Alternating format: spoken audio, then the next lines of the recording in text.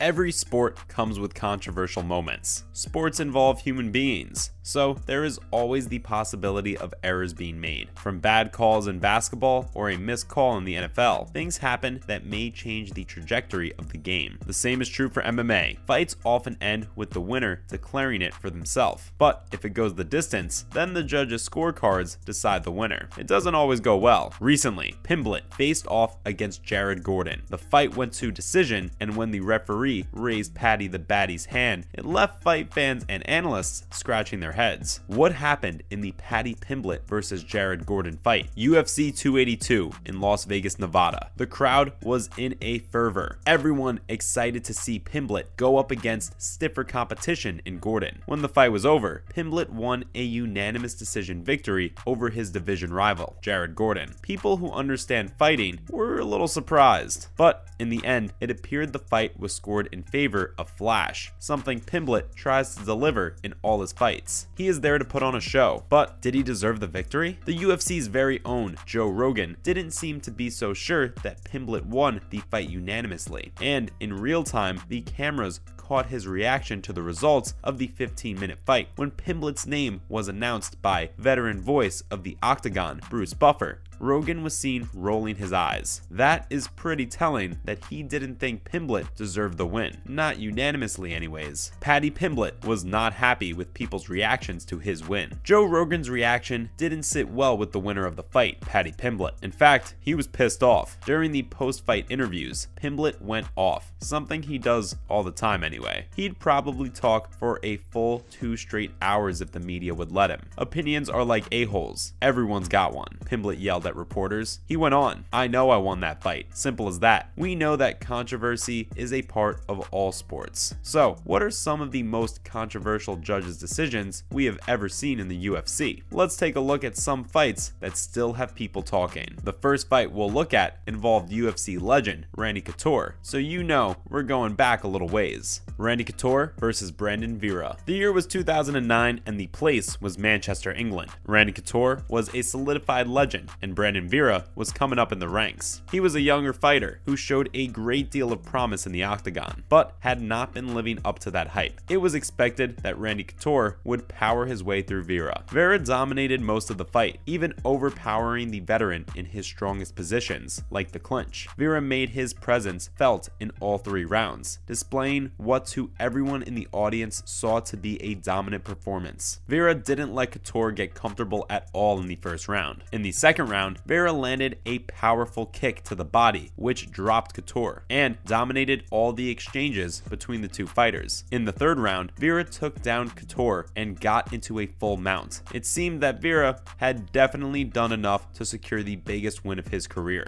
Unfortunately for Brandon Vera, the judges saw something entirely different. The judges shocked everyone in attendance by naming Couture the winner by a score of 29-28. The crowd was stunned and even rained down boos on the natural Randy Couture. Crestfallen Brandon Vera walked out of the octagon with his head down. How Couture won that fight is anyone's guess. Brandon Vera never recovered from the robbery and retired after winning only one more fight in the UFC. For our next controversial decision, we are going back even further in our UFC time machine. Bas Rutten versus Kevin Randleman, 1999, UFC 20. That was a while ago. This was the early days of the UFC and the scoring system was different. Judges watched the fight and then scored it as a whole once it was over. Who do they think won the fight? They wrote the name down and that was it. Modern fans who aren't in love with today's 10-point system would probably think the old way is better, but sometimes things happen. The heavyweight championship fight between Bas Rutten and Kevin Randleman caused some controversy. The judge's decision genuinely shocked people, and Rutten was a striker and he was facing a powerful grappler in Randleman. Randleman controlled the fight from the very beginning with his ferocious takedowns. Bas Rutten had no answers. After it was all said and done, Bas Rutten was named the winner, which shocked everyone. Randleman had spent almost the entirety of the fight lying on top of Rutten, smashing him with fists and elbows. Rutten got a nice elbow into Randleman's head that cut him, but it didn't seem like enough to have his hand raised. There are conspiracies raised around the fight. There is a camp of people who think that the promotion had put so much into promoting Bas Rutten that they couldn't afford to let him lose the title. Nothing was ever proven, of course. However, the very next UFC event introduced the 10-point system that they have used ever since. So, the UFC's story is that Kevin Randleman was robbed by stupidity and bad judging. We're gonna move forward now. Our next fight involves another champion and yet another controversial decision by the judges. Tyron Woodley versus Jake Shields. Tyron Woodley took the UFC by storm, winning his debut fight in epic fashion and earning a big jump in competition for his next opponent. Jake Shields had faced off for the championship belt, but had been on a recent losing streak, so fans thought it was primed for Woodley to power through for his second victory in 2 fights. The fight wasn't exactly a barn burner. Woodley didn't get the savage finish like he had in the first fight, though it appeared to anyone watching that he had done enough for the win. The fight was lackluster from an excitement perspective, but it was obvious that any exciting moments were created and pushed by Woodley. Tyron got a solid leg kick and dropped Shields in the first round of the fight, and then in the third round, he smacked him with a spinning back fist that left Shields on watery legs. Add to the mix that Woodley had defended all of Jake Shields' takedown attempts, and the clear winner ought to have been Tyron Woodley. Easy. Not so fast though. 2 judges scored the fight 29-28 for Jake Shields, with the third judge scoring the fight 30-27 for Woodley. Huh? Yeah, that is a head scratcher right there. The decision still puzzled fight fans. Woodley landed 67% of his significant strikes, whereas his opponent only landed 38%. Pretty big disparity. Even though Tyron Woodley was obviously robbed by terrible judging, it didn't derail his career. He went on to be the divisional champion. Our next fight involves Diego Sanchez, a popular fighter from several years ago. He had a long and storied career, but even he couldn't escape the judges. Let's see which side he came out on in a controversial decision. Diego Sanchez versus Ross Pearson. Before the two men entered the octagon, there was already talk of possible bias. The UFC Fight Night event was held in New Mexico, home to Diego Sanchez. Ross Pearson traveled from across the pond in merry old England. He talked about a possible bias when it came down to the decision, but then again, that is why they say to never let the decision get to the judges. Sanchez seemed like he may be past his prime by the time the fight came around. He had only won 1 of his last 4 fights, and it seemed Pearson was coasting through the fight,